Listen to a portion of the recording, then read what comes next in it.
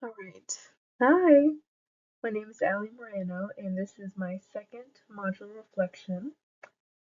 I'm holding the laptop a bit closer this time to see if that helps with the audio. Here's my pointer. But yeah, let's get into it.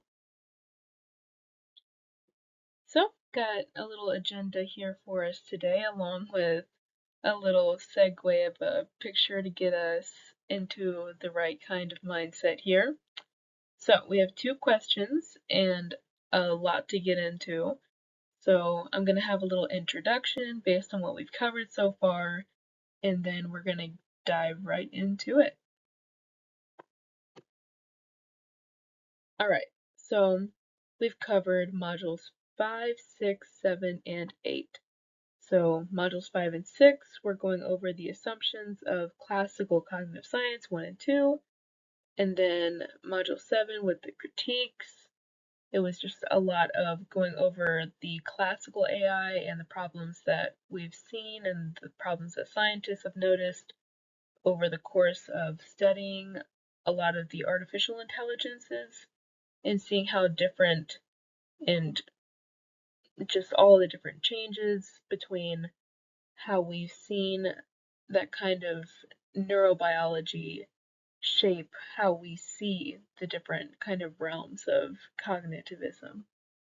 And then module 8 kind of getting into connectionism and how different it is from this classical sense that we've seen. So, yeah, we've got these foundational aspects to kind of fuel our discussion today. So, let's get into it.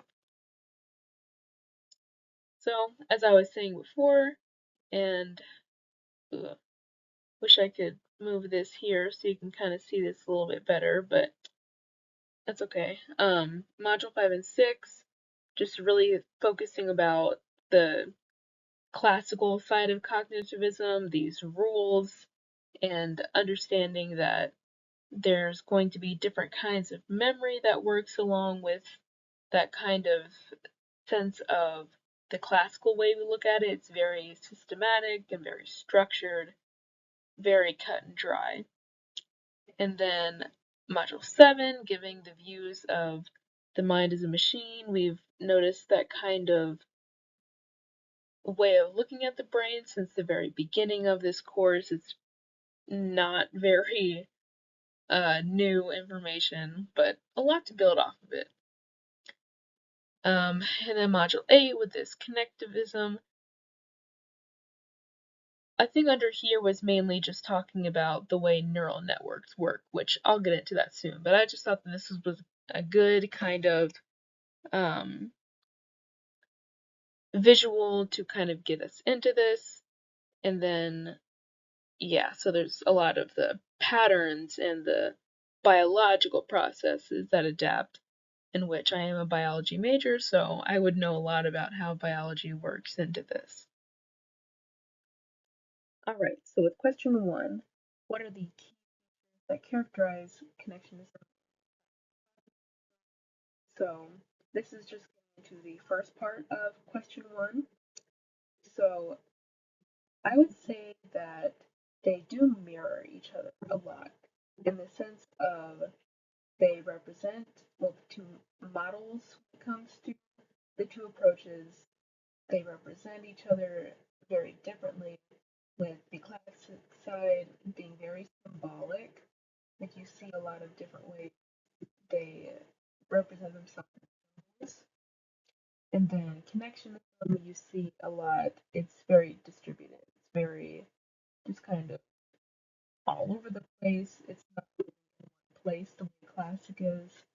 And then with classic cognitivism, you see the modules operate pretty independently. So when you look at how it's set up, all the pieces that filter into one another, they don't necessarily have one single thing that they follow. They kind of know how it works, kind of like gears in a machine. So this kind of, it's very computational. I would say, based on this rule-based processing, the inner workings of it understand that they do have a function. Because this one, spoiler for a little bit later in the presentation, but it acts upon certain rules that in this approach seem very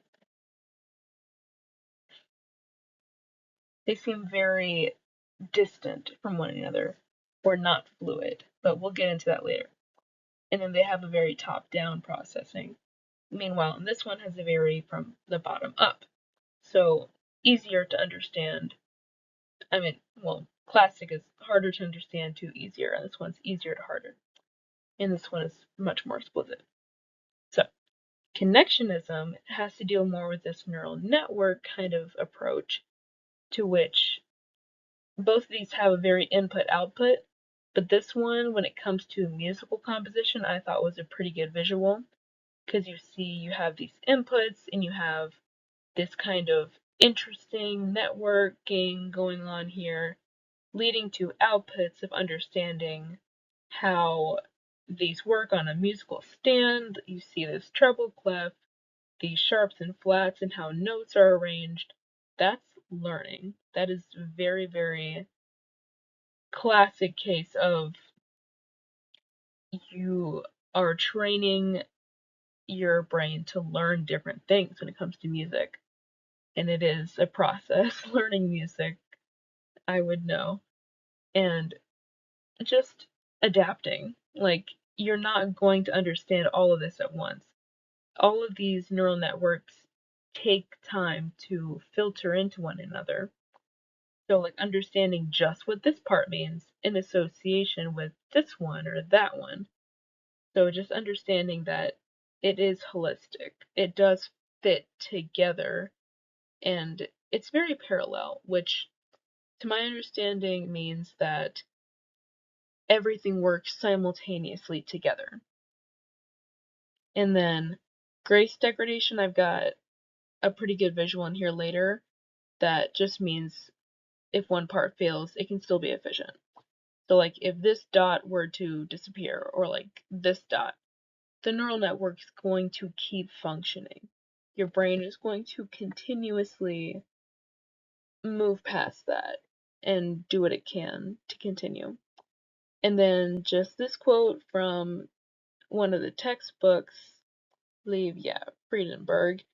In the network approach, it just mentions that processing is carried out by parallel, which is what I was talking about before. So this is kind of just to back up more of what I was saying. So, right, the back and forth in multiple directions. So that information can go anywhere that it needs to for its intended purpose. Alright, and this slide was mainly just giving some good quotes here from the book, and I have put the references down here to kind of put those citations in there just in case, but mainly just to back up what I was explaining on the past slide. So very computational. So you have digital, electronic, computer, just understanding that cognition was computation. Was a quote from Dawson, as well as this one on page 94. It's that cognitive scientists describe basic information processes in terms of functional nature and ignoring their underlying physicality. That is very, very stark contrast to connectionism, which this quote talking about its approach to biological plausibility, learning, and resistance to damage. So this quote up here also talking about the construction of those artificial neural networks that I was explaining with the music composition. So connectionists try to understand how the mind performs just based on the construction of those networks. So yeah, moving on. All right. So getting more into the similarities and differences, I kind of have this laid out now, kind of to move on. So I have this page here also from the J. Friedenberg and Gordon Silverman. The brain, however, computes in a massively parallel and distributed way. This one obviously aligns more with the connectionism. But the part that I wanted to focus on was at the end, talking about the recurrent feedback signals. So those signals, I feel like can play a part in both of these. So just kind of have this laid out a bit. So you see the representation. They both share an objective, basically. So understanding how the mind processes that information. And then that computation is going to be fairly similar, except obviously classical is going to be a lot more on the mechanistic side. And then basically an overview, they both want to understand how the mind processes all of the information that we receive from the external environment. So basically the differences can obviously be much more in depth. So like I was saying before, the symbolic and distributed, just think rules versus patterns. And then this one here, just talking about preset rules. So kind of like it's innate. So the classical perspective sees that rules were already in our brains before we could learn them, I guess.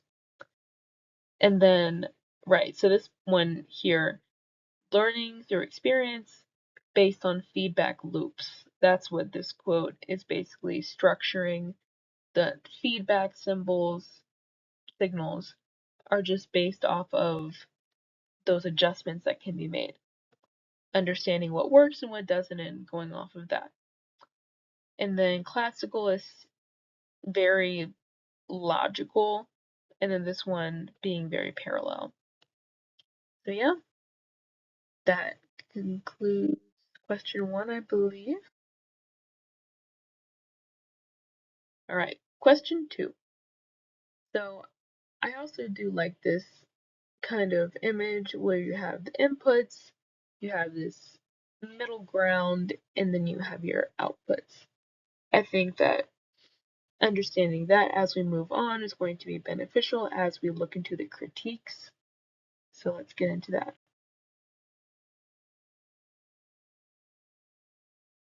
All right.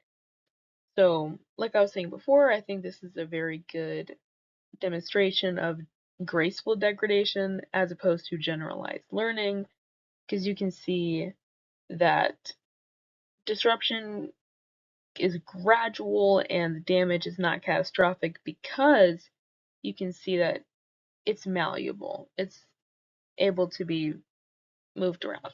So, connectionism, some of the struggles we have, obviously it cannot reason as well as classic because it struggles with pattern. It struggles with high order things because it focuses too much on patterns. So it obviously can't be as specific and explicit as classic. So neural networks are really complex as we can see. So operating them can be pretty difficult. And then you obviously can't be as stable. Classic cognitivism, obviously this image says it all, very strict. Humans are flexible. Humans don't operate with gears like a machine. But that's not what this says.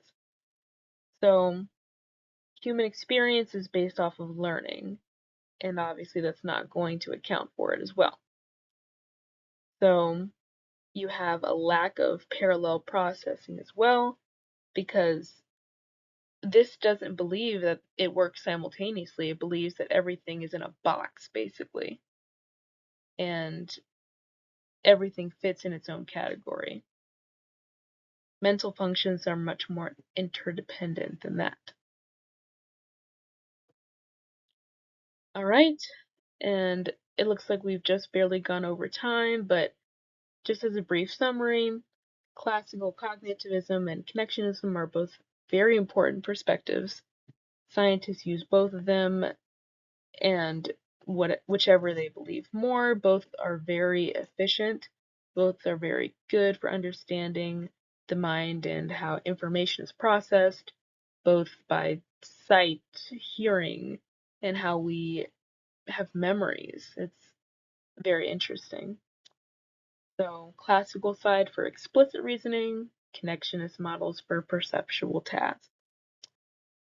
So, scientists understand their strengths and weaknesses, which is good, so that they can take the best from both and subtract the weaknesses. But yeah, thanks for listening today, and I hope you had fun. Bye.